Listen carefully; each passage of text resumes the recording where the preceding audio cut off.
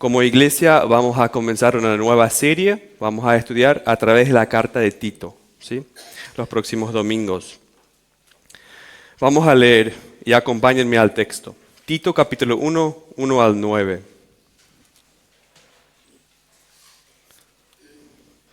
Es una pequeña carta justo después de Timoteo, nada más de 3 capítulos.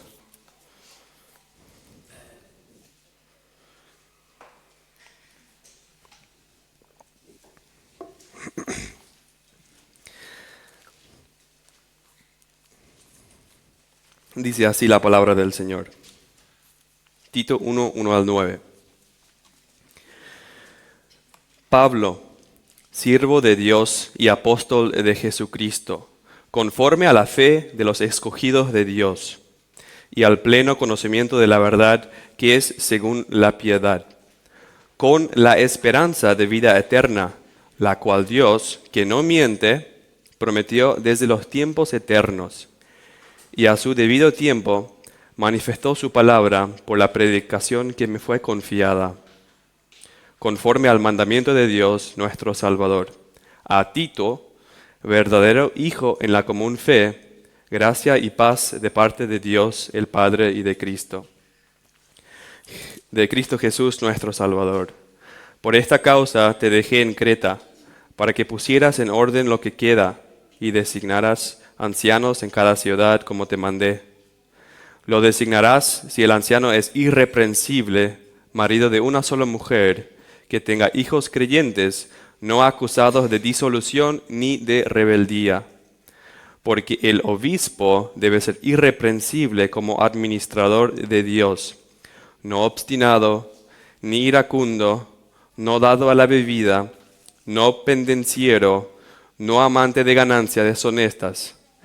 Antes bien, debe ser hospitalario, amante de lo bueno, prudente, justo, santo, dueño de sí mismo, y debe retener la palabra que es conforme a la enseñanza, para que sea capaz también de exhortar con sana doctrina y refutar a los que contradicen.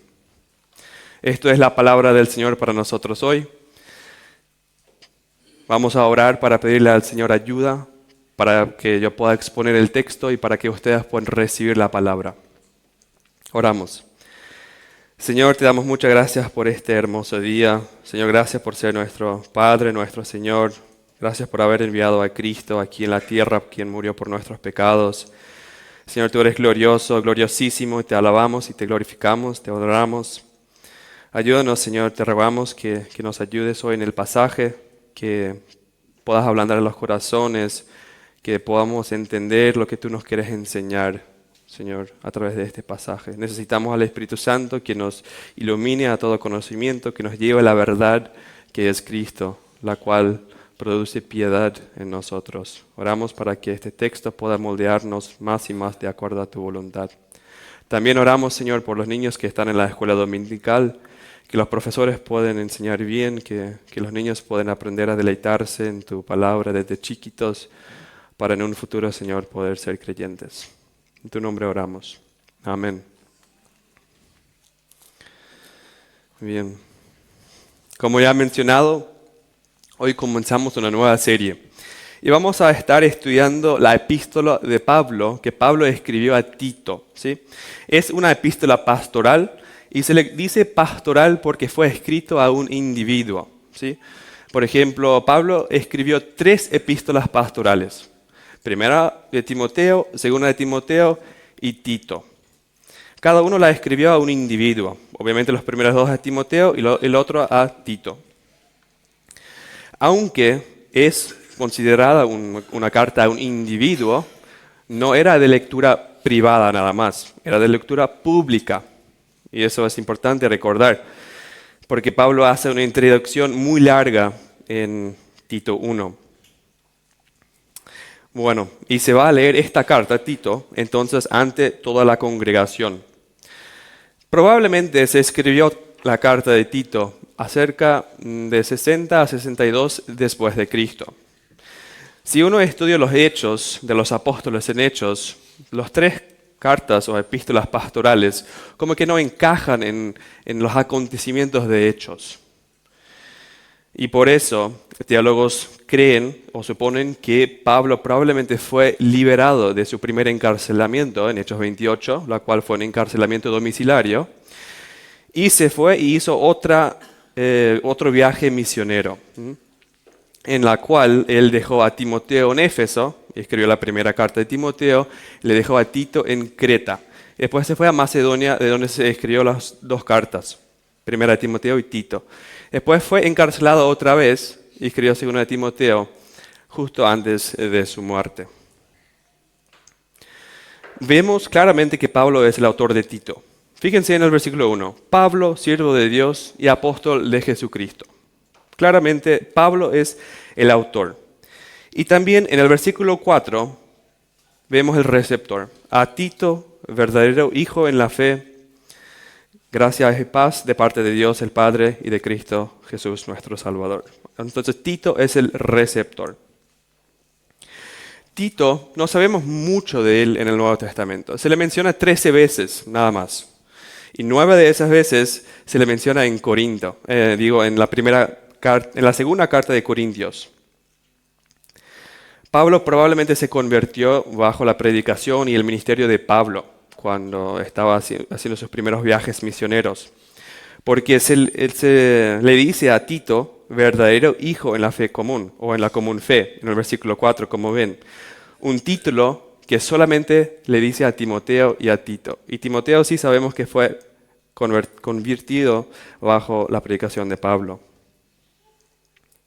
Después sabemos que Tito era un gentil, ¿no? De Galatas 2.3.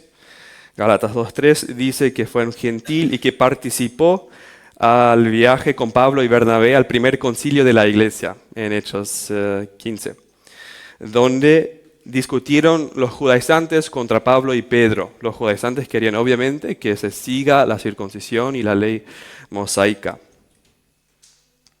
Y Tito fue ahí con ellos y participó. Imagínense un gentil participando en uno de esos concilios que se habla de circuncisión. Obviamente Tito no va a estar circuncidado. Y si es que el concilio iba a decidir a favor de los judaizantes, Tito, ya saben. Pero no decidieron a favor porque no era de Dios. No era más parte del nuevo pacto. Entonces Pablo le usa a Tito, como en Gálatas, como ejemplo. Mira, Tito se fue con nosotros y no le circuncidaron, entonces ya no es más vigente la circuncisión. También se le menciona, como ya mencionado, en Corintios, en 2 de Corintios. Tito llevó la primera carta de Corintios a la iglesia, a la congregación, y se quedó en Corinto, donde se convirtió en un líder muy respetado en la iglesia. ¿Saben, no? La iglesia en Corintio era un desastre. Eran muy rebeldes y no escuchaban a Pablo. Pero Pablo escribió la primera carta, Tito la lleva y se queda ahí y ayuda a organizar la iglesia. Se convierte en un líder respetado. Entonces, cuando vemos quiénes eran los cretenses, Tito era la persona adecuada para el trabajo en Creta. Creta, una isla de las más grandes que hay en el mar Mediterráneo, está justo debajo de Grecia y arriba de África, ¿no? Para que puedan ubicar un poco. En Creta, supuestamente, nació Zeus. Zeus era el mayor dios o uno de los mayores gobernantes del monte Olimpo de la mitología griega, ¿sí? Y Zeus no era muy justo. De hecho, todo lo contrario. Él mentía mucho, era muy corrupto, hacía todo a su conveniencia. Y seducía a las mujeres, estaba con muchas. Esta mitología obviamente influenció mucho en los cretenses, ¿no? Los cretenses querían ser como Zeus, querían ser también mentirosos, querían estar con muchas mujeres, las mujeres no querían ser buenos esposos. De hecho, tanto eran similares Zeus y Creta, que una palabra en griego para mentiroso es cretizo. Ser cretense es una palabra mentirosa, ¿no? Y en la carta también vemos que Pablo le cita a un poeta griega de los cretenses. Miren en el versículo 12 del primer capítulo. Ahí cita a un poeta griego muy famoso que se llama Epiménides. Y él era de Creta. Dice ahí, dijo uno de ellos, los cretenses eran conocidos como mentirosos, malas bestias y glotones. O sea, ellos no eran las mejores personas. Y así eran los cretenses. Entonces, esta idea de la mitología griega de Zeus, de ser mentiroso y todo, se influenció en la cultura. Estaba en los cretenses. Y también entraba en las iglesias que estaban en Creta. Por eso, Tito, con su experiencia en Corinto, es el hombre adecuado para el trabajo, ¿no? ¿Cómo llegó el evangelio a Creta? Pues no sabemos exactamente cómo llegó, no dice la Biblia cómo llegó, pero probablemente se puede hacer la misma teoría que se hace con Roma. ¿Se acuerdan de que los judíos y los prosélitos tenían que ir a Jerusalén cuando estaban las fiestas judías? Cada año tenían que ir a Jerusalén para participar en las fiestas judías. Y de una de esas ocasiones también se fueron judíos de Creta y probablemente también prosélites de Creta. Se fueron a Jerusalén y estaban ahí participando en Pentecostés. Y un Pentecostés ocurrió algo muy extraordinario. ¿Se acuerdan de Hechos 2? ¿Sí? Hechos 2:11 vemos que también los cretenses estaban ahí. Es cuando los apóstoles recibieron el don de idiomas o don de lenguas y hablaron muchos idiomas diferentes. Y hablaron el evangelio en muchos diferentes idiomas. Dice que hablaron en árabe y también dice que hablaron en cretense. Así que gente de Creta estaba ahí. Y probablemente estas personas que escucharon el evangelio en su idioma se convirtieron y volvieron o regresaron a Creta con el evangelio. Ahí compartieron el evangelio y se formaron iglesias. Bueno, esas iglesias, como dije, probablemente tenían influencia de la mitología griega, se estaba entrando en la iglesia, y por otro lado también los judaizantes, ¿no? Que ellos estaban en todo lado. Entonces Tito es el hombre adecuado para ir, para dejarle a Creta para el trabajo, por su experiencia en Corinto. Por eso, versículo 5, por esta causa le dejé en Creta. Pablo le dice a Tito, para que corrigieras las cosas que faltan y establecieras ancianos en cada ciudad, así como yo te mandé. Así que Tito en Creta organizando las iglesias y estableciendo líderes. Como mencioné, la introducción es muy larga. Es una introducción paulina clásica, muy normal, como el saludo, ¿no? Con la gracia y paz del Señor. Sin embargo, es un poquito más largo que sus introducciones normales para sus cartas. De hecho, es la segunda introducción más larga que Pablo escribe. ¿Cuál libro creen que tiene la introducción más larga? Romanos, ¿no? Pablo escribió la introducción más larga para Romanos. Y se entiende por qué escribe una introducción amplia para Romanos, porque es un libro con mucha doctrina, muy profunda. Pero para Tito, ¿por qué? ¿Por qué para Tito tan largo si nada más tiene 3 capítulos? Recuerden, aunque es dirigido a Tito, ¿no? La carta era de lectura pública.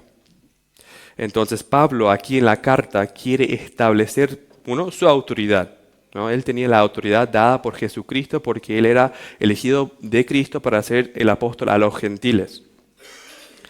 2, ya Pablo estaba yendo al final de su vida. Iba a ir en la cárcel después de eso y después escribió 2 de Timoteo. Y él está pasando el bastón a Tito, ¿sí? Le está pasando su manto a Tito. Y quiere también darle autoridad a Tito para que los de Creta vean y respeten a Tito. Tito obviamente no tuvo la misma elección que Pablo. No es que Cristo mismo le eligió a Tito y dijo, anda y sea apóstol. Pero Pablo sí, entonces Pablo podía pasar el bastón. Miren cómo Pablo tiene en cuenta también el contexto de Creta. ¿Se acuerdan de Zeus, el mentiroso? Pues en Tito 1:2, Pablo dice, la cual Dios, que no miente, Dios, el Dios que no miente, ¿no? Nosotros tenemos el Dios que no miente. Se os mentía, nuestro Dios no miente. El verdadero Dios no miente, y el verdadero Dios es soberano. Fíjense en el versículo 1. Según la fe de los escogidos de Dios. Nuestro Dios es soberano.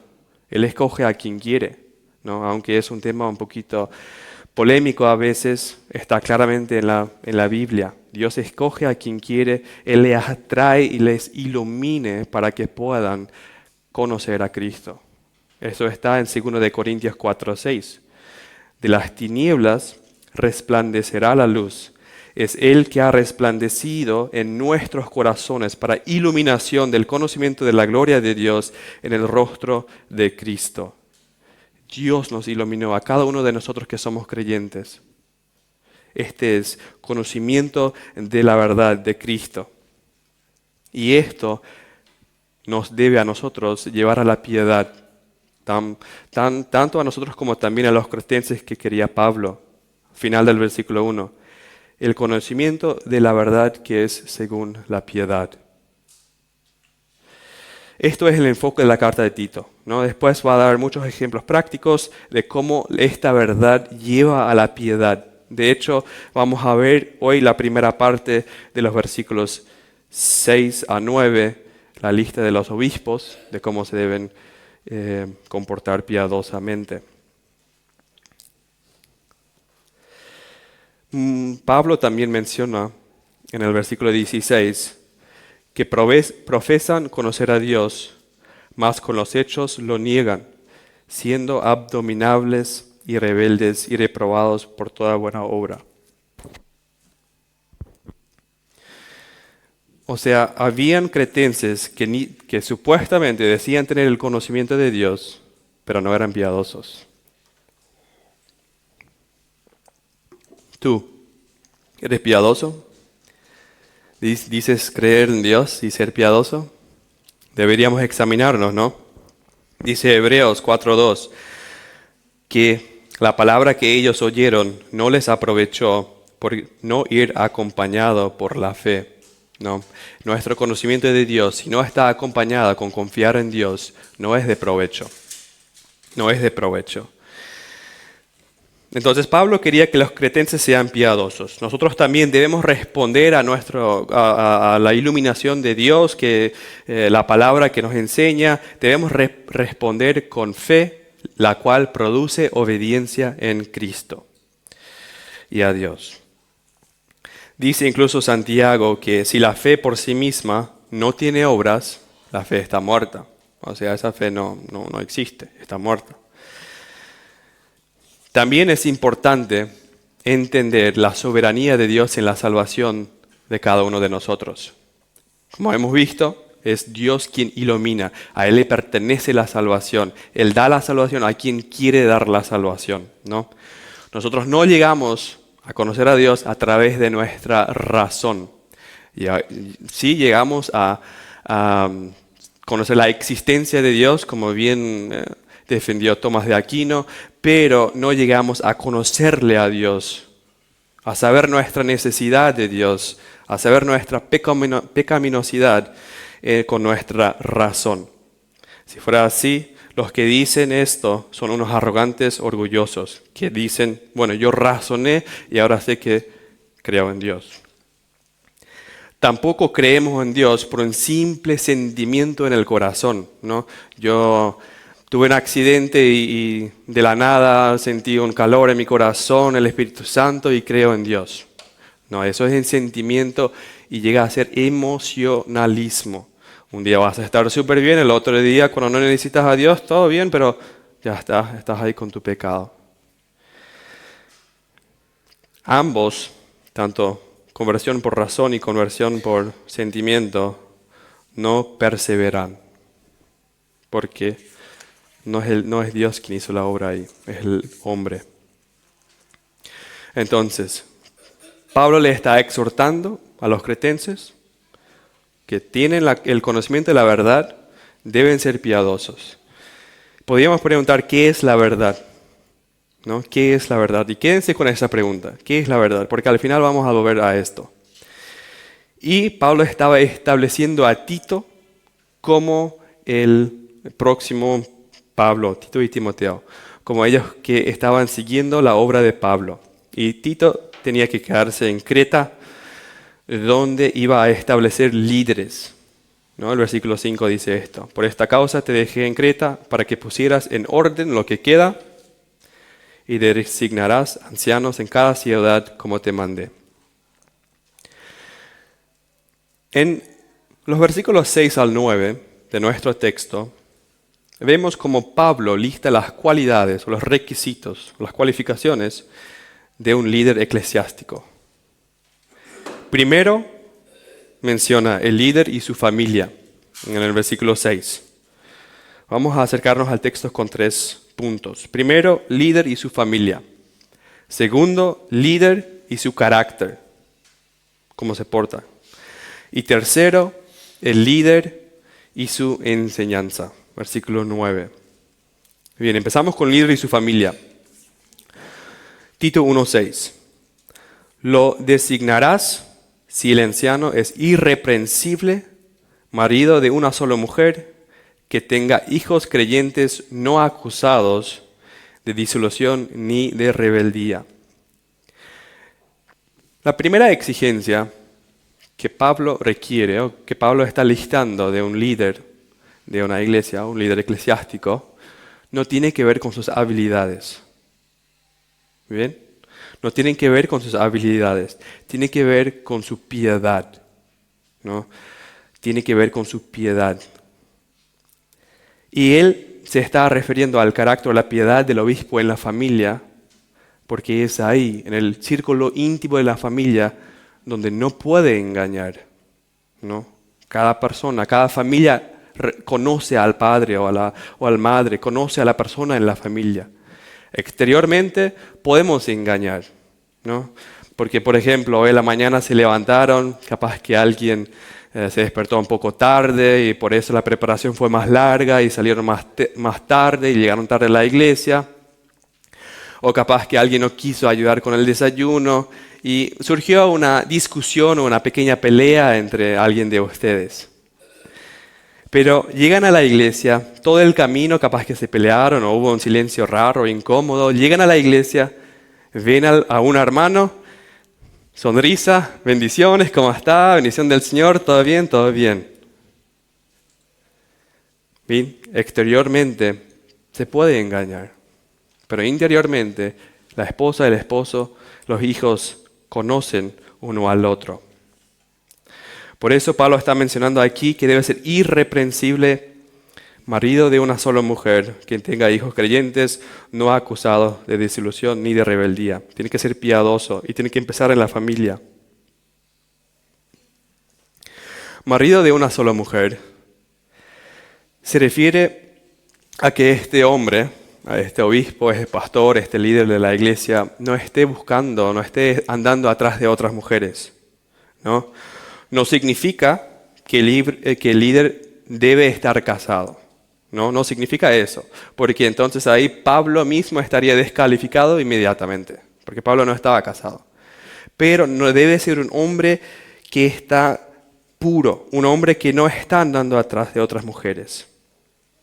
Tampoco significa que un hombre que enviudó y que se casó otra vez piadosamente no pueda ser pastor. Sí, puede ser pastor, pero debe ser un hombre que sea puro sexualmente.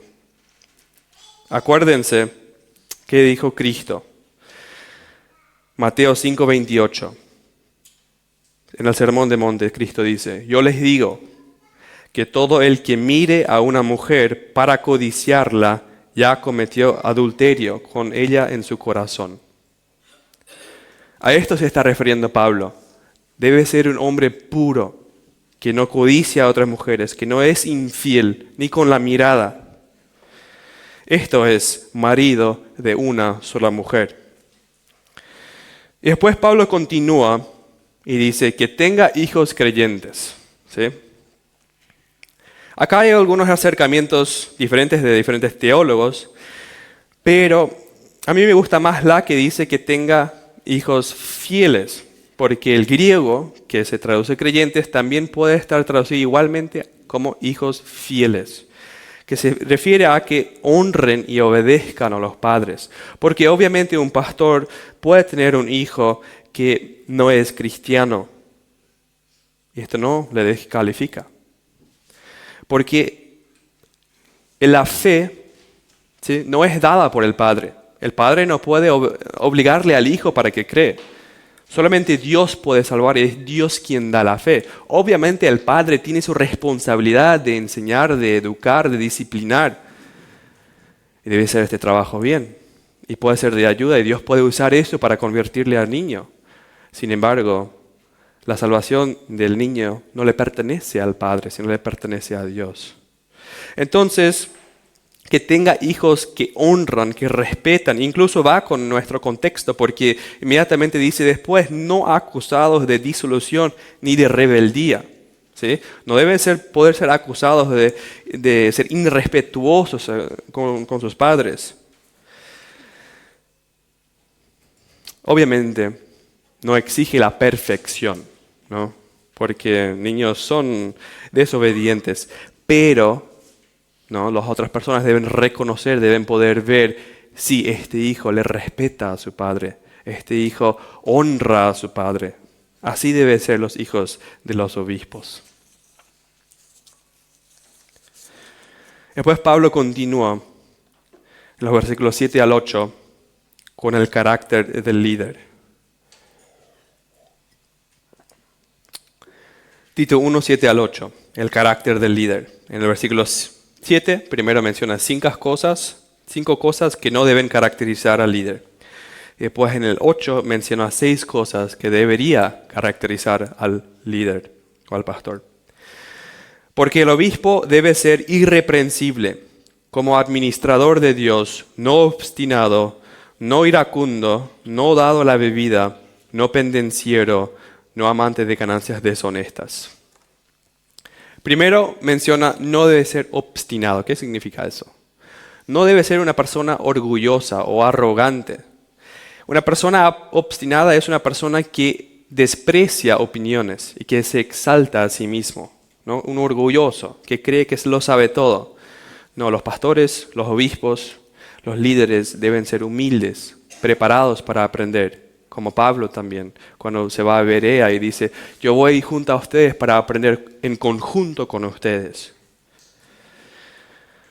Segundo punto, el líder no debe ser iracundo. No debe ser una persona airada que tiene problemas con la ira, que cualquier cosa que pasa reacciona impulsivamente, que es explosivo o que se enoja muy fácilmente. No, el líder debe ser tener mucha paciencia y mansedumbre y amor. No debe ser de esas personas que cualquier cosa que pase ya se enojan. De hecho, dice Santiago 1:20, la ira del hombre no obra la justicia del Señor, la justicia de Dios. Punto 3. No debe ser dado a la bebida. El líder eclesiástico no debe ser dado a la bebida. Esto implica moderación. No debe ser un borracho, no debe ser conocido por alguien quien está tomando todo el tiempo. No debe ser dado a la bebida. Tampoco debe ser pendenciero. Una persona pendenciera es una persona que es agresiva, que busca peleas, que está en conflictos constantemente. ¿No? Todo va en conjunto, la verdad, con iracundo y pendenciero. No debe ser así. No debe ser como el sacerdote Ananías, Hechos 23:2, que cuando Pablo estaba enfrente a él y Pablo hablaba de las cosas de Cristo, el sacerdote Ananías ordenó a los que estaban junto a él que le golpearon en la boca. Esa es una reacción explosiva. No debe ser así el pastor, el líder. Y no debe ser amante a las ganancias deshonestas. El pastor no debe ser conocido como ser un pastor corrupto que gana sus bienes contrabandeando. No debe estar buscando las riquezas a todo costo. Y esto es algo que es muy importante, más en Ciudad del Este, que es una ciudad donde mucho se hace por contrabando, ¿no? Los pastores no deben estar conocidos como personas que se involucran en esto, ni los miembros de la iglesia, la verdad. Y además de eso, es muy fácil para un pastor manipular en la congregación, ¿no? Es muy fácil para el pastor manipular la congregación para que dé más. Esto tenemos muchos ejemplos, incluso aquí en Ciudad del Este, donde pastores están manipulando a la congregación para ofrendar para sí mismo. Estas son las 5 cosas que Pablo menciona que el pastor no debe hacer. Ahora vamos a ver las 6 cosas que sí debe caracterizar a un líder, a un pastor, a un obispo. Primero, el versículo 8, leo. Antes bien, debe ser hospitalario, amante de lo bueno, prudente, justo, santo y dueño de sí mismo. Entonces, primero lo que está mencionando debe ser hospitalario, ¿no? Y el griego aquí es muy interesante. Se puede también traducir o literalmente el que ama a los extraños. El que ama a los extraños, ¿no? Y como iglesia también debemos ser una iglesia muy hospitalaria. Cuando viene alguien nuevo, un bienvenido sea, ¿cómo está? Vení en casa para almorzar. Eso es ser una persona hospitalaria. Y también con las personas que conocemos, obviamente, debemos ser hospitalarios. Pedro agrega eso en 1 de Pedro 4:9, que sean hospitalarios los unos para con los otros sin murmuraciones. Sin murmuraciones, ¿sí? Porque muchas veces, sí, somos hospitalarios. Alguien viene a nuestra casa, le damos de comer, puede quedarse, pues se va y nosotros juntamos con nuestros amigos y le decimos, no sabes quién vino a mi casa, no sabes qué hizo. La otra persona dice, no puede ser, ¿en serio a él le hospedaste? Allá es hospedar con murmuración y esto no es de corazón, eso no es la forma bíblica de hacerlo. Sin murmuraciones. También debe ser amante de lo bueno. Y dice la Biblia que solo Dios es bueno, ¿no? Entonces debe ser amante a todo lo que le agrada a Dios. Debe buscar el bien. El bien. También debe ser prudente. Pablo menciona prudente como tercer punto. Una persona prudente es una persona que ejerce dominio propio. Una persona que piensa con sensatez, que es tranquila, que toma sus decisiones sabiamente, con seriedad. Eso es prudencia. También debe ser una persona justo, ¿no? Una persona justo actúa con integridad. Actúa con integridad, tanto en la casa, cuando está solo, frente a mucha gente. Integridad es que sos la misma persona en todas esas ocasiones. No te pones la máscara de Joker cuando estás frente a la gente, sino que actúas como estás solo, como estás con gente y con tu familia. Integridad. También debe ser una persona santo. Si justo bien es lo vertical, lo que pasa con el pastor y la persona con su alrededor. Santidad es vertical, horizontal, vertical. Es entre la persona y Dios, ¿no? Esto es santidad. Una persona que vive en santidad, que busca lo puro, que muestra piedad y reverencia ante el Señor. Y todos podemos mejorar en eso. Buscar y tener reverencia hacia el Señor. Cuando se predica, estar sentado, escuchar, tener reverencia ante la palabra del Señor. Cuando se ora, orar como tener reverencia y piedad ante el Señor. No estar en el celular haciendo cualquier cosa. Todos podemos mejorar en eso. También debe ser dueño de sí mismo. Es una persona disciplinada, que controla impulsos y que tiene autocontrol, ¿no? Eso es ser una persona que es dueño de sí mismo. De hecho, Proverbios 25-28 dice que una persona que no domina su espíritu es como una ciudad que no tiene muralla, una ciudad inválida. Esta es una persona que no tiene dominio de su propio espíritu. Bueno, esas son las 6 cosas entonces que Pablo menciona que Timoteo debe tener en cuenta para establecer líderes en todas las ciudades de Creta. Después, el tercer punto, el líder y su enseñanza. El líder y su enseñanza en el versículo 9. El líder y su enseñanza. Debe retener la palabra que es conforme a la enseñanza, para que sea capaz también de exhortar con sana doctrina y refutar a los que contradicen. Aquí vemos 3 imperativos. Debe retener la sana doctrina, debe exhortar con sana doctrina y debe refutar con sana doctrina. Entonces un líder eclesiástico debe retener, o sea, significa ser guardián de la sana doctrina. Judas menciona eso, luchar ardientemente por la fe que una vez para siempre fue entregada a los santos. ¿Sí? Ser guardián, luchar por la sana doctrina, por las verdades de Cristo. Retener la sana doctrina. Segundo, debe exhortar o confrontar con sana doctrina. Debe exhortar a los en la congregación que están en pecado con la sana doctrina. Y a los que no están en la congregación, los no creyentes, obviamente debe confrontar con la sana doctrina.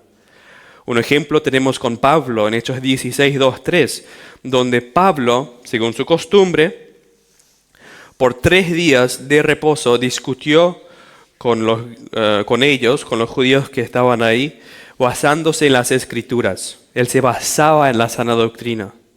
Y explicando de ahí y presentando evidencia de ahí, mostró que era necesario que el Cristo padeciera y que resucitara de entre los muertos. Y diciendo Pablo, este Jesús a quien yo les anuncié es el Cristo. Esto es confrontando, ¿no? También debe exhortar el líder con esa sana doctrina a partir de aquí. Y un líder eclesiástico también debe poder refutar, argumentar, poder hacer argumentos con la sana doctrina. Pedro habla de eso. 1 Pedro 3:15. Estando siempre preparados para presentar defensa ante todo el que les demande razón de la esperanza que hay en ustedes. Y continúa diciendo con amor y mansedumbre. No, obviamente no es alguien quien va y quiere ganar todos los debates. No, vos refutás y argumentás amablemente con mansedumbre, con paciencia, según la sana doctrina, la palabra del Señor. Entonces esas son las 3 cosas que Pablo menciona que Tito debe tener en cuenta o sí, en mente para establecer los líderes en las iglesias en Creta. Debe estar piadoso en su familia, estar bien con su familia. Los hijos le deben obedecer, deben respetarle y honrarle y debe ser de una sola mujer. ¿Sí? El carácter no debe ser iracundo, no debe ser un arrogante, un orgulloso, no debe ser pendenciero, no debe ser dado a la bebida, sino debe ser hospitalario, debe ser santo, debe ser justo. Esto es lo que Timoteo dice que debe tener en cuenta, Pablo dice a Tito. Y debe retener, exhortar y refutar con sana doctrina. Para concluir, déjenme proponer que esta lista que Pablo menciona, que es para los obispos, los pastores, los sacerdotes, de igual manera es para cada varón, para cada joven, para cada padre, para cada hombre. ¿Por qué digo eso? Fíjense en capítulo 2. Versículo 2. Hay una lista para los ancianos. Versículo 3. Una lista para las ancianas. Versículo 4 y 5. Una lista para las jóvenes. Sin embargo, no hay una lista para los jóvenes, para los varones jóvenes. Versículo 6 básicamente dice, asimismo, los jóvenes, sed prudentes. Eso es lo único que dice para los jóvenes. Y después en el versículo 7, Pablo menciona que Tito debe ser un ejemplo. ¿Para quién debe ser un ejemplo? Obviamente, para todos los jóvenes de la iglesia. El anciano, el pastor, debe ser un ejemplo para que los jóvenes le imitan. Los jóvenes deben imitar a los pastores. Deben querer ser y cumplir el perfil bíblico de un hombre que aquí encontramos en 6-9. Y obviamente aplica para cada padre, porque cada padre es el sacerdote del hogar. Y para poder ser sacerdote uno tiene que cumplir con esta lista de obispo. Entonces aplica a cada padre.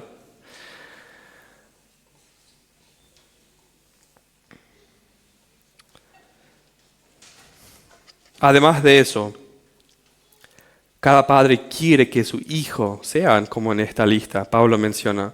Cada padre quiere que su hijo sea santo, sea justo, sea honesto, sea hospitalario, ¿no? Quieren que sus hijos sean así, ¿verdad? Y aunque la sociedad hoy en día promueve el macho alfa que tiene muchos bienes, mucho dinero, mucha riqueza, mujeres deben querer un hombre que califica, que tiene las cualidades que estudiamos hoy. No debe querer un hombre macho alfa que tiene muchas riquezas y todo eso. No, eso es parte de este perfil de un hombre promueve el mundo. Es terrenal. Dios promueve un hombre que sea piadoso, que tenga honestidad, que sea honesto, que sea hospitalario, que sea santo, que sea justo. Esto es lo que las mujeres jóvenes de las iglesias deben que aspirar a tener como esposo. Debe tener un esposo que puede refutar y exhortar y enseñar y puede retener la sana doctrina. Porque ¿cómo va a ser el sacerdote de dialogar si no sabe hacer esas cosas, si no conoce la sana doctrina? Entonces, padres, miren esta lista, aprendan la sana doctrina, defiendan la verdad, enseñan a sus hijos. Y mujeres, buscan hombres que sean así, esposas.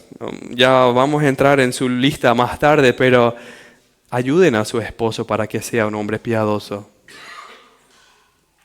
Es interesante, si retrocedemos en el texto, comenzando el 9 y terminando en el 11, en el 1 digo, cómo todo es un conjunto. Porque el versículo 9 enseña que debe conocer la sana doctrina, ¿no? Debe poder refutar, exhortar y retener. Esto, el conocer la verdad, el conocer la sana doctrina, transforma el carácter de la persona. Si uno aplica el conocimiento con la fe en Dios, eso transforma el carácter. Versículos 8 y 7. Estamos retrocediendo, ¿sí? Eso transforma el carácter. Transformando el carácter, esto se refleja en la familia. Cuando se transforma el carácter de una persona, eso obviamente se refleja en cómo se porta con la familia. Versículo 6. Y esto, en el versículo 1, está resumido en conocer la verdad que es según la piedad. ¿Se acuerdan que hemos hecho la pregunta ¿qué es la verdad? Porque es vital, es sumamente importante que sepamos qué es la verdad para poder aplicarla en nuestras vidas, ¿no? Jesús dice, yo soy la verdad. Jesús es la verdad. Tenemos que conocerle a Jesús. No tenemos que ser como Pilato, que tenía la verdad ante él mismo, pregunta, ¿qué es la verdad? Se gira y se va. No, tenemos que responder a este llamado, que es Cristo es la verdad, con fe y aplicarlo a nuestras vidas. Esto va a producir piedad en nuestras vidas. Cristo es la verdad, hermanos. Conociendo a Cristo va a ayudar a hacernos piadosos. Quiero terminar con Tito 3, 4 al 7. Acompáñenme por favor al texto. Está hermoso. Título capítulo 3, 4 a 7.